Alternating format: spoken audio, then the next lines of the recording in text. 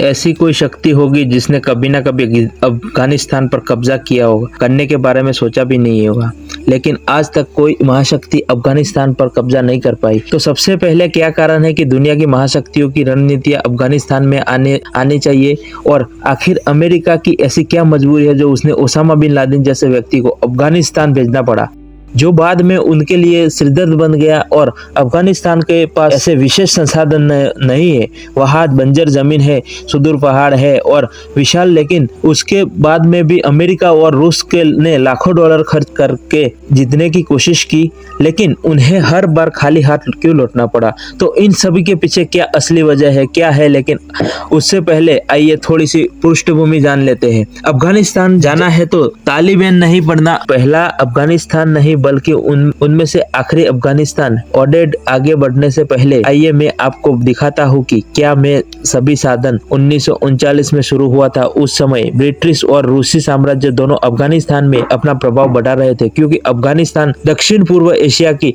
एक बहुत ही बड़ी महत्वपूर्ण स्थान है। इसीलिए ब्रिटिश साम्राज्य और रूसी साम्राज्य के बीच में संघर्ष हुआ। साम्राज्य अफगानिस्तान के बारे में इस महत्वपूर्ण और रणनीतिक स्थान है, इसलिए ब्रिटिश साम्राज्य को और रूसी साम्राज्य के बीच अफगानिस्तान के बारे में इस साम्राज्य को ग्रेट कहा जाता है। बात यहाँ तक पहुँच गई थी कि अंग्रेजों ने बिना कुछ सोचे समझे अपना प्रभुत्व स्थापित करने के लिए 16,500 लोगों को सेना अफगानिस्तान में भेज दी थी, लेकिन कुछ को छोड़कर अफगानिस्तान में सभी ब्रिटिश सैनिक मारे गए थे। ब्रिटेन का सैनिक अब देखिए 1933 में जाहिर शाह अफगानिस्तान के आखिरी राजा बने, और यही वह समय है कि अफगानिस्तान में कुछ स्थिरता थी। जाहिर शाह ने अफगानिस्तान के अंदर आधुनिकीकरण का नेतृत्व किया है। अब जब आसपास के देशों में लोकतंत्र की चर्चा शुरू हुई तो 1964 में अफगानिस्तान का पहला संविधान लागू किया गया, जिसमें अफगानिस्तान के संसद का संगठन किया गया और 2 सदनों का भी संगठन किया गया था। और राज्य जाहिर शाह का एक चेहरा भाई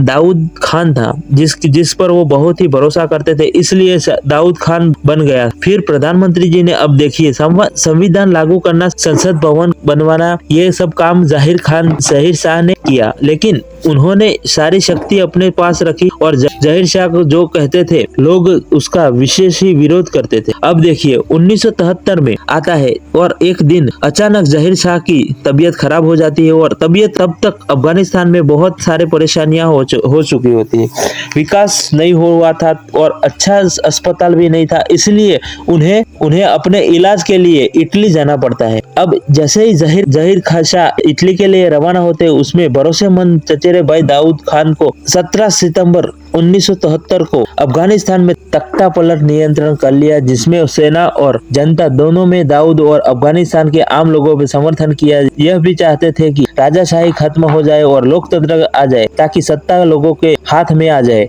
क्योंकि वे भी राजतंत्र के तंत्रवादी थे। तो वह दाऊद खान ने नाराज थे, इसलिए उन्होंने दाऊद खान को ज्यादा विरोध किया नहीं। अब जाहिर शाह को पता चला है कि इटली में कहा जा रहा है कि अफगानिस्तान में तख्ता पलट हो गया है और अगर वह वापस आया तो उसे मार दिया जाएगा, इसीलिए वह इटली में ही रहता है, इलाज के लिए अपनाता है और वही रहता है।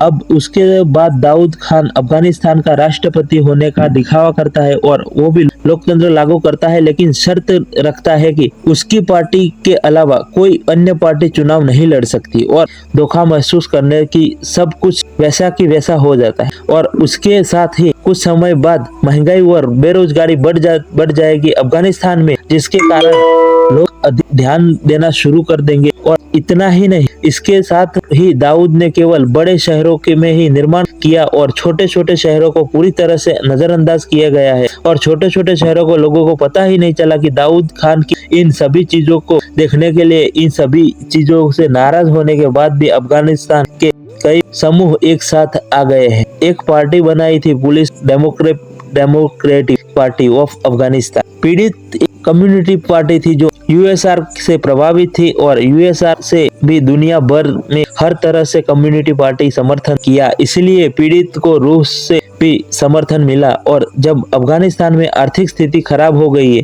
तो बेरोजगारी बढ़ने लगी, तो पीड़ित और यह बात लोकप्रिय हो गई कि दाऊद खान भी इस बात को समझ गया कि इसलिए उसने कोशिश की कि पीड़ित को दबाने के लिए, और पीड़ित के एक बहुत ही वरिष्ठ नेता मीर अकबर शेर की हत्या कर दी गई। उन्होंने पीड़ित जो पार्टी बन गई थी, जो लोगों को जेल में डालना शुरू कर दिया, और उसके बाद हर जगह से विरोध प्रदर्शन शुरू हो गया और सभी लोग मैदान छोड़ने लगे।